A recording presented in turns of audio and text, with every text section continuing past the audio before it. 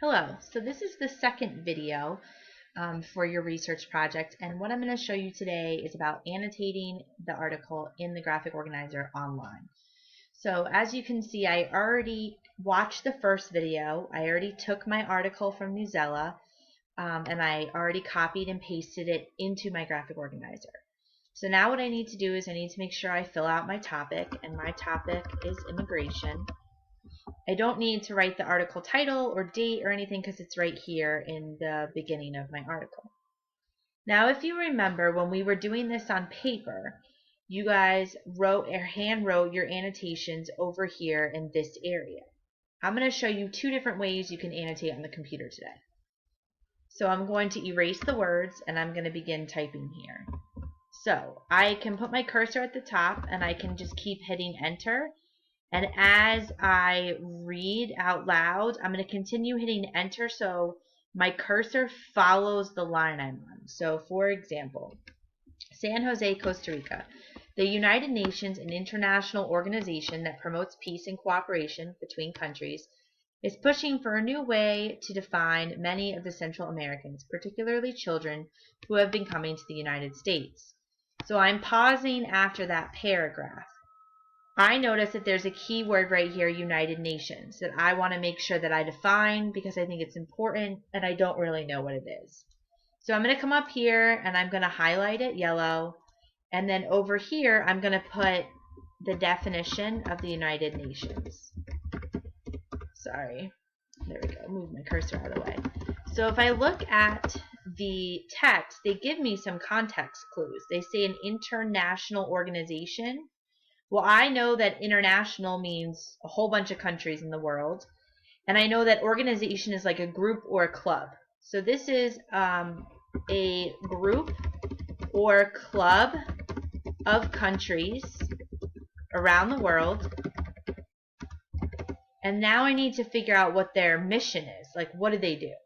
So it says here that promotes peace and cooperation between countries.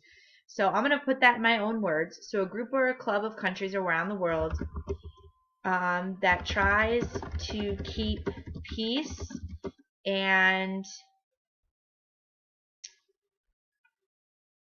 so a group of club or countries around the world that tries to keep peace and or peace among countries. Here, I can just make it simple. So when I type, I have a couple different options. I personally like to bold and underline my vocabulary words so they stand out. And that way the text is right here and it's kind of attached to my highlight over here. Now, I promised I'd show you another way. So the other way is instead of doing the highlights and writing the definitions over here, so I'm going to hit the back arrow so you can see what that looks like if I don't do that. Let's go all the way back. Now let's say I want to do that same thing, but in a comment. So I can highlight the word, and I go up here and I hit Insert, Comment. And it's going to poke up all the way over here. So now I can write my definition in here. And I'm just going to write definition just because we don't have a lot of time. So I'm going to hit Comment. So now this comment is attached to this highlight. Now notice what it looks like. If I click on the words, the highlight becomes darker, and then this little arrow comes pointing out, and the comment jets further to the page. So I know that this comment is attached to this highlight. The only reason why I caution you against using this is that depending on how much you annotate, your comments could be all down this column right here. And there's a couple things about that. One, you can just have so many comments that you lose it. Or two, it might be difficult for you to print out your article with your comments on it. But one of the bonuses of writing a comment is you can reply. So let's say I find something in the text that's better, that goes along or kind of goes along with this idea or repeats this idea.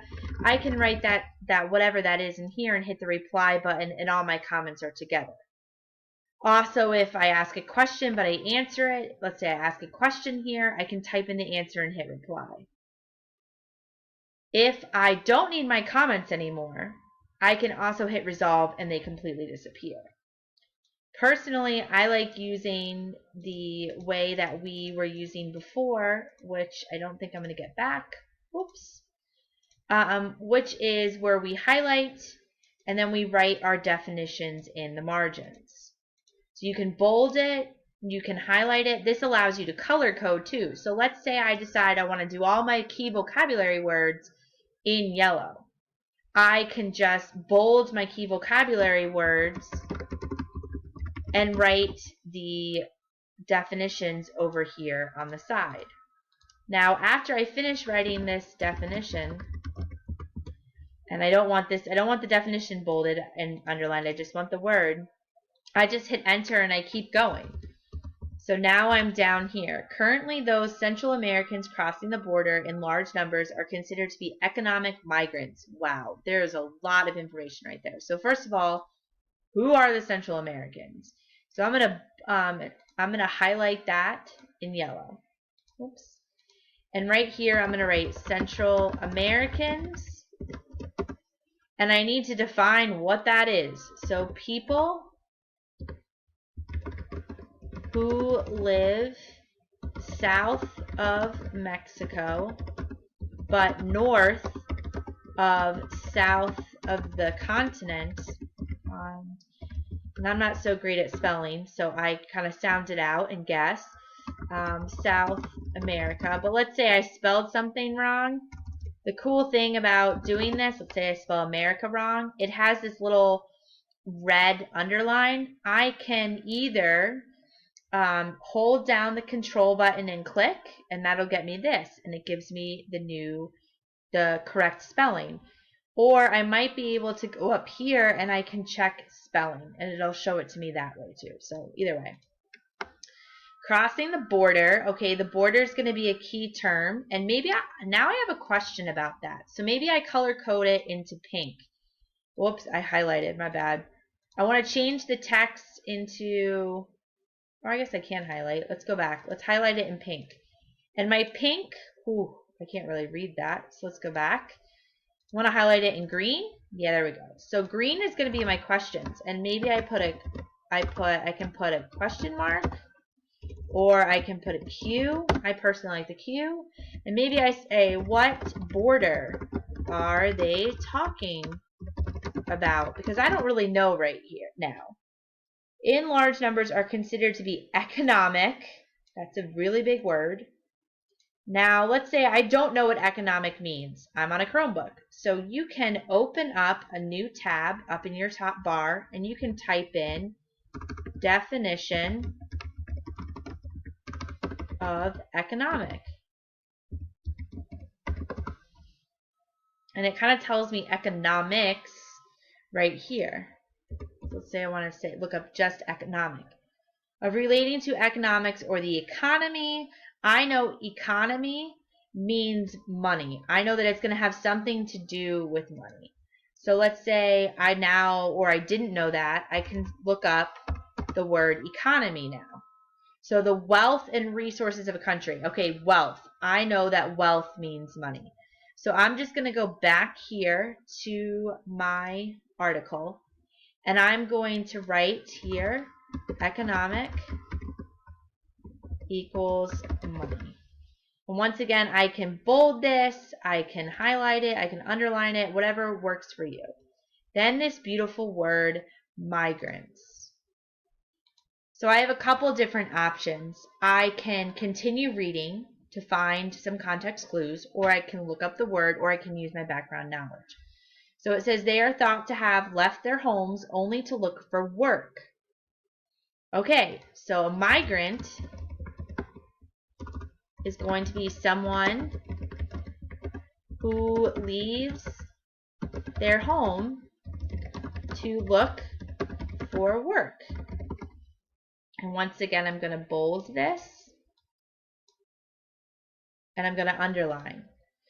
Now I have definitions in here, I have a question in here, and I'm just getting into the meat of my article. So if I want to make sure that I'm writing a connection, because remember on our annotating rubric, that's something that you're supposed to be doing for that higher level thinking, maybe I'm going to do that in this paragraph. The next sentence says, if they're caught entering this country illegally, they're sent back without a hearing.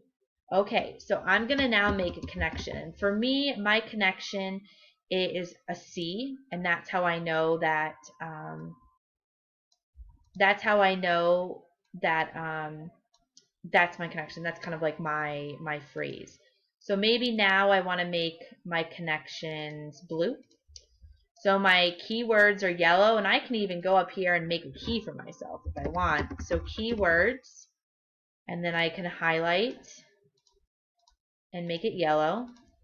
I can say questions, and it automatically kind of comes up yellow because I hit enter, but now I can just change it to green. And let's say I want to make connections, and that of course comes up green. I highlight it. Whoops, I don't want to highlight the whole thing. I highlight it, and now I can make it blue. So you have your keywords, questions, and connections. So that's kind of a key so that I know what all of these highlights mean that are over here on the side of my paper. So maybe my connection is when I was in school, or when I was in high school, I worked with a friend who was an illegal migrant. She was brought to the United States by her parents when she was 6, and she didn't really know what was going on. However, when we were applying to colleges,